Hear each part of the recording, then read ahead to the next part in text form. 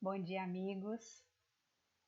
Com alegria que nós estamos aqui juntos mais uma vez.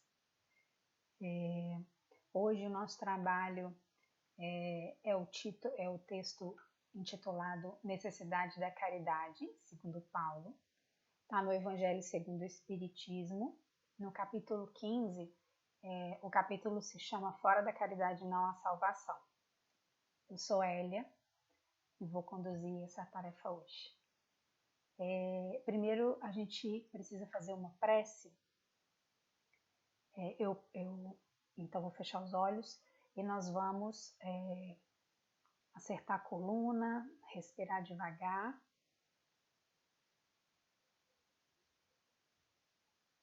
Vamos agradecer a Jesus a oportunidade de estarmos aqui, a oportunidade de estudar, a oportunidade de aprender um pouco mais sobre o Evangelho ou refletir sobre temas já conhecidos que tanto nos servem para a nossa evolução. Fica conosco, Senhor, que assim seja. Vamos lá? Esse texto é um texto bastante conhecido e aí a gente vai fazer uma avaliação de acordo com algumas observações que eu anotei. Primeira coisa que a gente precisa pensar e vamos aqui refletir é a respeito de Paulo, né? O texto de Paulo é a caridade segundo Paulo, e aí quem foi Paulo? Nós sabemos, conhecemos a história, mas vamos relembrar algumas coisas que são importantes para o que a gente vai discutir aqui hoje. Antes de ser Paulo, São Paulo, o Paulo apóstolo que a gente conhece, ele foi Saulo, um tribuno, né? Ele era um fariseu. Isso significa que ele era um judeu que observava estritamente os ritos da sua religião. Ele era de descendência israelita, um cidadão romano, numa época em que Roma era um império que dominava a região. Era um patrício, então ele era um indivíduo da classe dominante. Ele teve oportunidades, ele estudou, né? Ele trabalhava no Sinédrio de Jerusalém, que é um tribunal. Então ele era um agente da lei israelita. Ele foi aluno de Gamaliel, que é um professor de judaísmo conhecido e documentado. Ele teve uma relação bem estreita com ele, porque ele foi seu tutor, não é? Antes de chegar à transformação de Paulo em Damasco, né, a conversão de Paulo em Damasco, ele testemunhou o julgamento e a morte de Estevão. Ele movimentou bastante a perseguição contra os novos cristãos, falando que pensava, né, que era uma crença ruim, negativa, que as pessoas ficavam fora da realidade. A sua noiva se converteu ao cristianismo e teve uma conversa muito importante sobre isso com ele. E ao ver essas situações, pessoas convertidas e conversar com elas, ele questionava muito qual era o encanto que tinha essa nova crença. E ele, ao fazer isso, também atendia às suas funções de proteger o judaísmo com um rigor que lhe era característico, né? Ele era uma pessoa rigorosa, disciplinado. E ele via também, com susto, com surpresa, a brandura e a importância que a caridade tinha para esta nova crença, para esta nova doutrina, né? Então, quando ele chega em Damasco, é a porta de entrada para ele no Evangelho, quando Jesus fala com ele, naquele momento em que ele fica cego à entrada da cidade. E aí ele vai ser cuidado por um indivíduo que, a princípio, ele não sabe quem é, e depois esse indivíduo se revela ser Ananias. Então aí a gente começa a ver, e eu começo a introduzir, por que eu escolhi falar de Paulo primeiro, antes de falar do texto do Paulo? Porque ele próprio, durante a sua trajetória, e aí o que eu relato aqui está no livro Paulo Estevão, de Emmanuel, o que ele vive primeiro é a caridade que é dada a ele. Ele é um beneficiário da caridade. E aí depois ele passa a exercer a caridade. Então, quando ele fala no texto lá na frente, ele vem de uma trajetória em que ele viu um sujeito ser apedrejado num julgamento que ele ajudou a conduzir, e o sujeito fala em perdão, agradece porque a Abigail está com uma pessoa tão disciplinada, tão cuidadosa das leis judaicas. Então, ele começa a se chocar com essas coisas ao longo do seu caminho e começa a perceber a importância que a caridade tem, primeiro para os cristãos e não para ele, e depois isso começa a se transformar na vida dele. Então, ele é cuidado por Ananias, que era uma pessoa que ele estava procurando para aprender. Ele, nessa longa caminhada, ele começa a ser, então, desprezado por amigos, porque ao professar uma nova fé contrária, ou não completamente contrária, mas diferente do que ele e os amigos criam, ele é tido como louco, em alguns momentos ele é maltratado, desprezado, e ele quer revidar em algumas situações. Tem uma conversa muito importante depois de uma fala dele numa sinagoga, e ele volta chateado e conversa com Ananias, e eu trouxe para a gente conversar. Ele fala assim: sinto-me no dever de espalhar a nova doutrina, felicitando os meus semelhantes. Então, ele está arrebatado por tudo aquilo que ele estava aprendendo sobre Jesus, e ele queria falar daquilo para os outros. Ananias diz para ele assim: aquele que já se enganou ou sente culpa, que é o caso de Paulo, por tudo que ele fez contrário ao cristianismo, tem necessidade de testemunhar no sofrimento próprio antes de ensinar. Então agora ele começa a vivenciar esse outro lado. Então ele reside no deserto com duas pessoas, um casal, se chama Prisca, e o companheiro dela se chama Áquila. Ele trabalha como tecelão, durante anos ele estuda, e ao estudar ele aproveita e faz reflexões, né, numa vida muito modesta com os dois. E também, curiosamente, acontece uma situação em que ele descobre que Áquila, o pai de Áquila, foi perseguido ainda sob ordens dele quando ele trabalhava no Sinédrio. E aí, de novo, ele é um indivíduo que precisa utilizar do perdão. Né? Então, ele tem, então, nesse período, que são 3 anos, esse aprendizado com eles. E ele fica nesse local em favor da família de Gamaliel. Ele trabalha para o irmão de Gamaliel, então ele mora num espaço que era do irmão de Gamaliel. Então, ao longo desse início da caminhada, claro, ele trabalha, ele retoma a sua atividade como tecelão, que ele aprendeu com seu pai como ofício primário na sua vida, primeiro, né, antes do que estudou da lei, mas ele precisa dela. E aí depois, quando ele volta a Jerusalém, ele de novo tenta contactar amigos, a família, o pai se decepciona muito com ele, e ele começa a encontrar abrigo com as pessoas nas quais ele antes perseguia, né?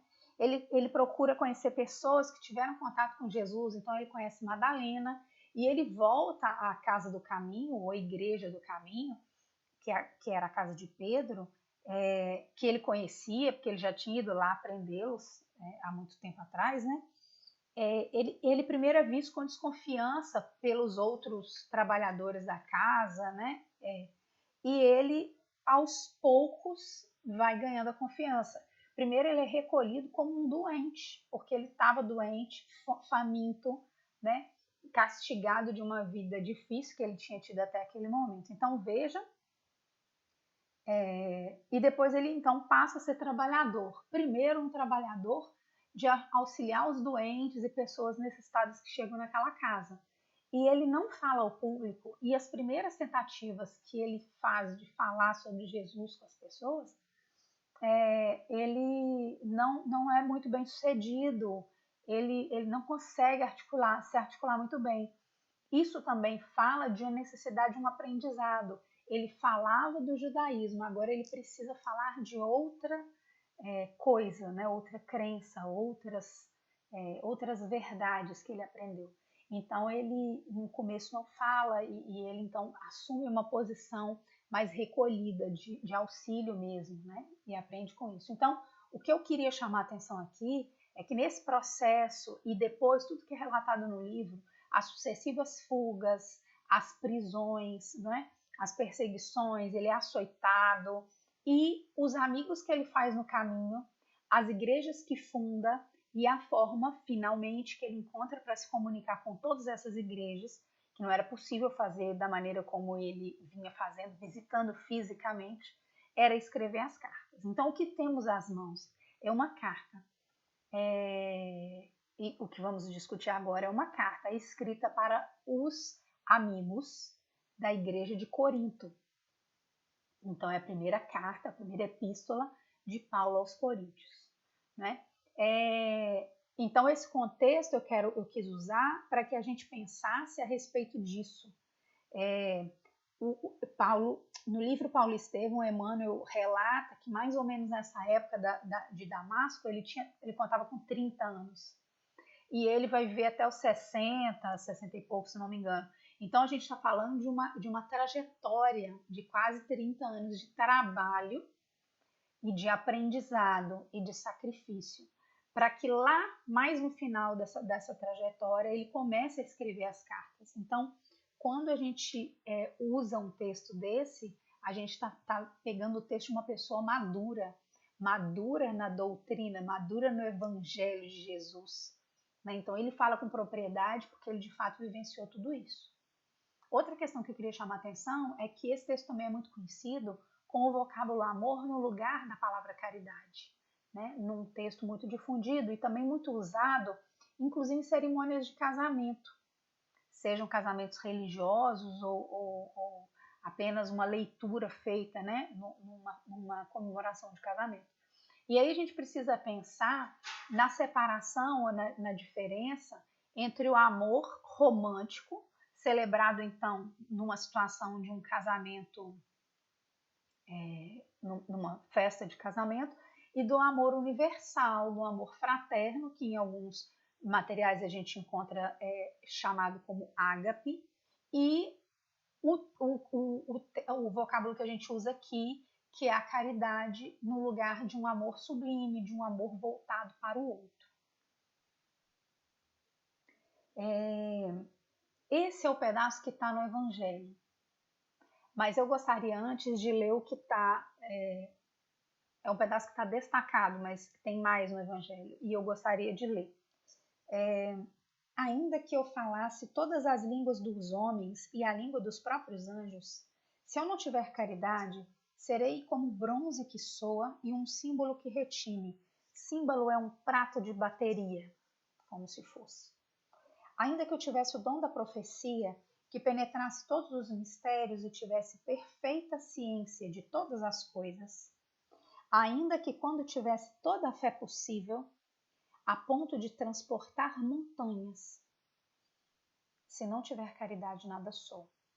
E quando houvesse distribuído os meus bens para alimentar os pobres, e houvesse entregado meu corpo para ser queimado, se não tivesse caridade, nada disso me serviria.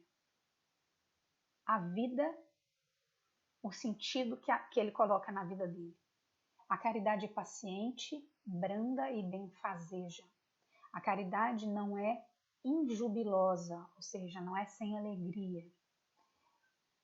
Não é temerária ou impulsiva e precipitada. Não se enche de orgulho e não é arrogante, desdenhosa.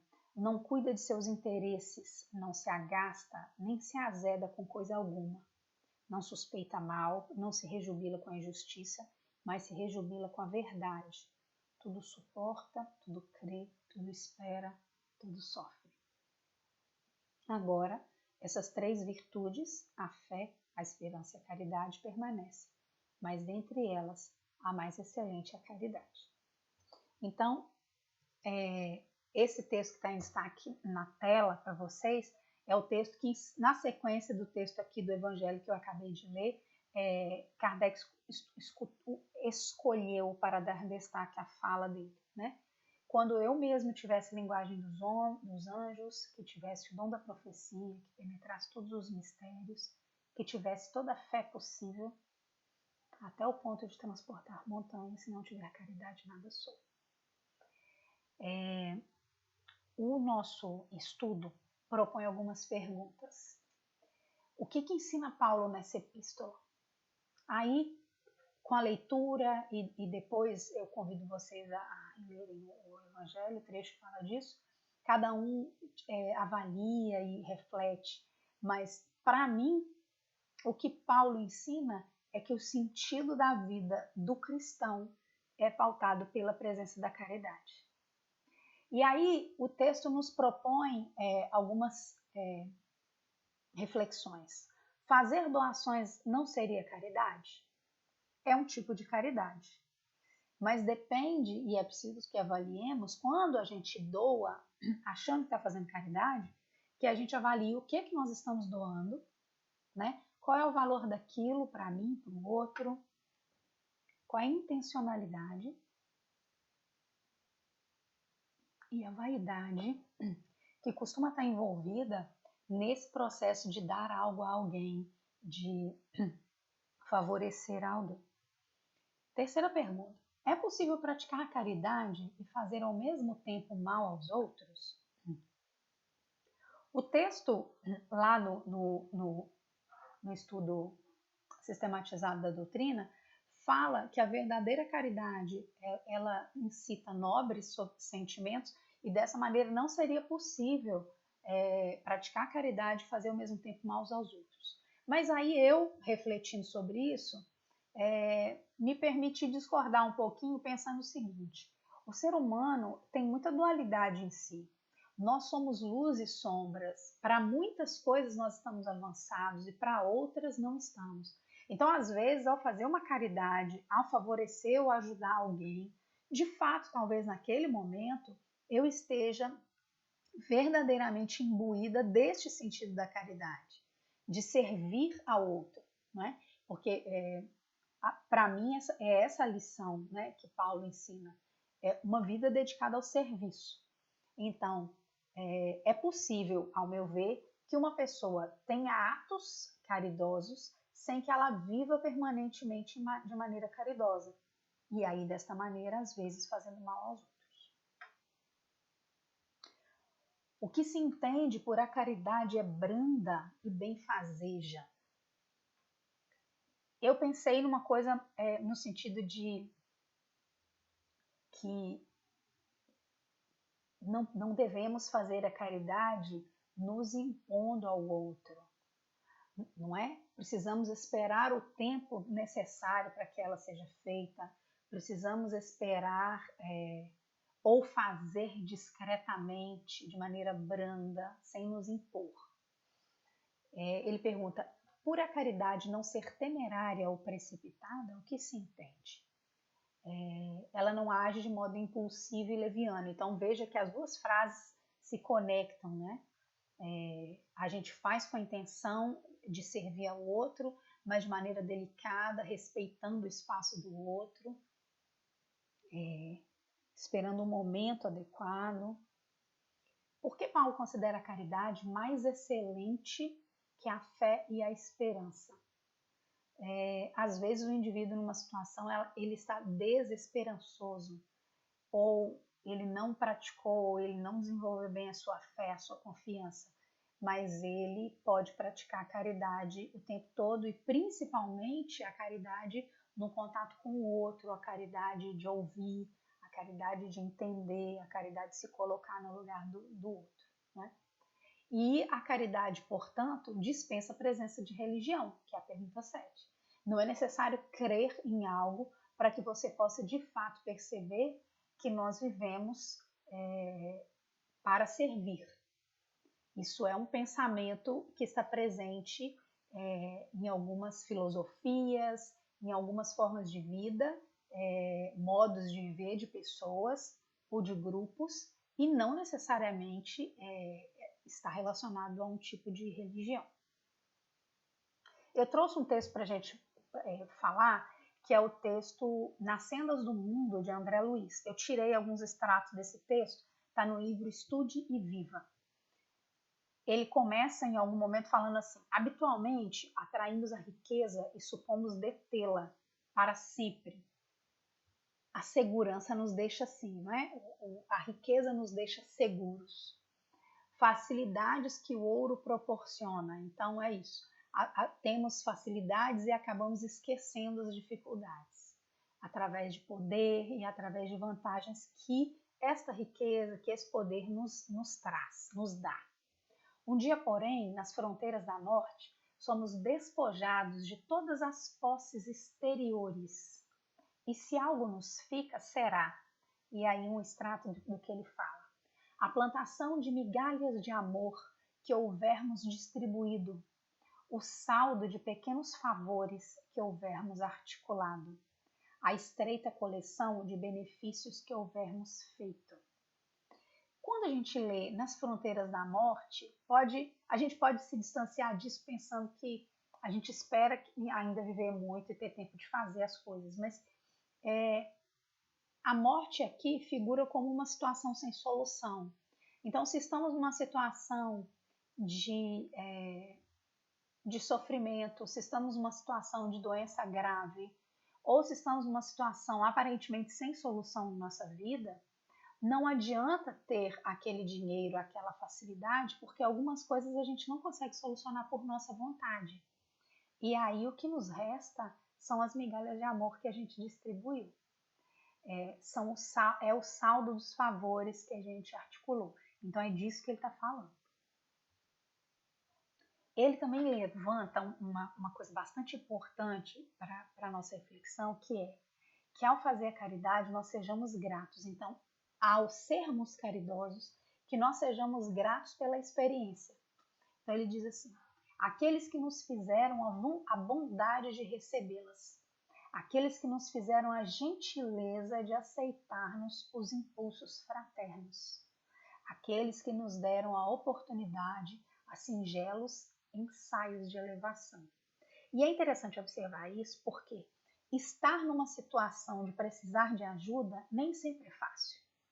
Seja ela uma ajuda moral, uma ajuda de alguém ouvir e opinar sobre algo que pode nos ajudar, seja numa situação de doença e precisar de alguém para nos tratar, estar em posição de precisar de ajuda é difícil, porque mexe no orgulho do indivíduo, nas convicções que ele tem, no desconforto que ele está sentindo ao estar naquela posição.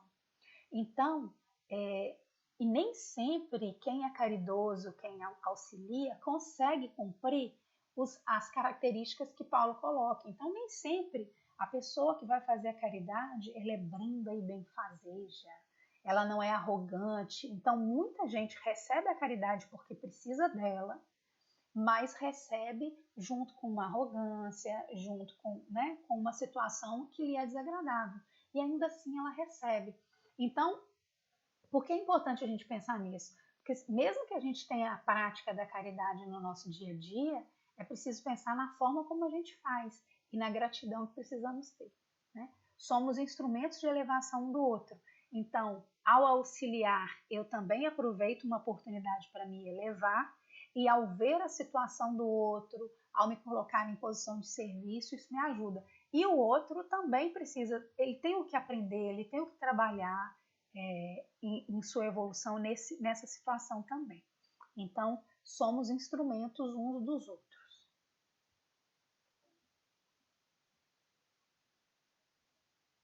Ele diz assim: serve onde estiveres e como puderes, nos moldes da consciência tranquila. A gente às vezes espera o dia certo da gente poder trabalhar em prol do outro. Às vezes a gente espera uma situação de trabalho amenizar para a gente poder fazer algo em prol do outro. Nesse pensamento de que para fazer caridade é necessário doar algo, né? mas a caridade, ela precisa estar presente o tempo todo. Ele diz, a caridade não é tão somente uma divina virtude, é também um sistema contábil do universo que nos permite a felicidade de auxiliar para sermos auxiliados. Então, não só no sentido da gente angariar simpatias espirituais ou parecer bom aos olhos dos outros, mas no sentido também de sermos auxiliados ao fazer reflexão, sermos auxiliados ao nos conectarmos com pensamentos mais elevados ao fazer pelo outro. Né? E no Livro dos Espíritos, na parte em que eles discutem perfeição moral conosco, a questão 893 fala que a virtude mais meritória é a caridade desinteressada, que Paulo já havia nos sinalizado. Né? Tem também um texto no livro Vinha de Luz, ditado por Emmanuel, que se chama Caridade Essencial. E essencial, a gente precisa pensar nessa palavra como básica, a primeira, a que a gente precisa fazer com frequência, né? Antes, porém, da caridade que se manifesta exteriormente nos variados setores da vida, foi o que eu havia começado a falar. A gente sempre pensa em caridade, em fazer algo, em recolher, em doar, em levar, em coisas que precisam de uma movimentação física, que a gente use o nosso carro, que a gente vá andando, que a gente mexa a panela. Isso é caridade e é muito importante. Mas ele fala, antes desta, exterior, pratiquemos a caridade essencial, sem o que não poderemos efetuar a edificação e a redenção de nós mesmos. Trata-se da caridade de pensarmos, falarmos e agirmos segundo os ensinamentos do Divino Mestre. É a caridade da gente passar a cada situação em que a gente precisa se posicionar, ou falar, ou repreender, ou ser repreendido na nossa vida, no nosso trabalho, na nossa família, de acordo com o pensamento cristão, de acordo com o exemplo cristão. E ele fala, é a caridade de vivermos verdadeiramente nele para que ele viva em nós. Então, a gente primeiro faz isso de maneira externa, né? A gente busca fazer essa caridade de maneira externa, mas também precisamos lembrar que a caridade essencial é evitar a maledicência, é ter paciência com a dificuldade do outro, é evitar nos posicionar de maneira que possa magoar, é nos colocar a serviço de fato, de ouvir, não é enfim, é nos colocar a serviço, é viver de maneira cristã para que esse pensamento cristão esteja dentro de nós o tempo todo. E concluindo, o que Paulo nos mostra é que independente dos recursos de intelecto, do que eu sei, do que eu estudei e também das potências que a minha mente tenha, da crença religiosa que eu tenha ou professe, né, da minha fé, da confiança que eu tenho em Deus, a caridade está ao alcance de todas as pessoas. Ela pode ser feita aos poucos, como um hábito que a gente precisa criar na nossa vida, para diversas coisas. Não é? Por isso, Paulo coloca ela enfaticamente acima de todas as outras. Meus irmãos, eu encerro aqui essa fala, esse pequeno estudo, com votos de um domingo valioso, de uma semana de trabalho e que a gente possa voltar a fazer essas reflexões individualmente, cada um em nossas casas, não é? Agradecendo a Deus a oportunidade, então, de estarmos aqui e também de podermos pensar a respeito disso, de termos esse alerta de Paulo a respeito da importância da caridade, para que nós possamos praticar, né, para que a gente possa viver de maneira mais cristã. Obrigada a todos, bom domingo.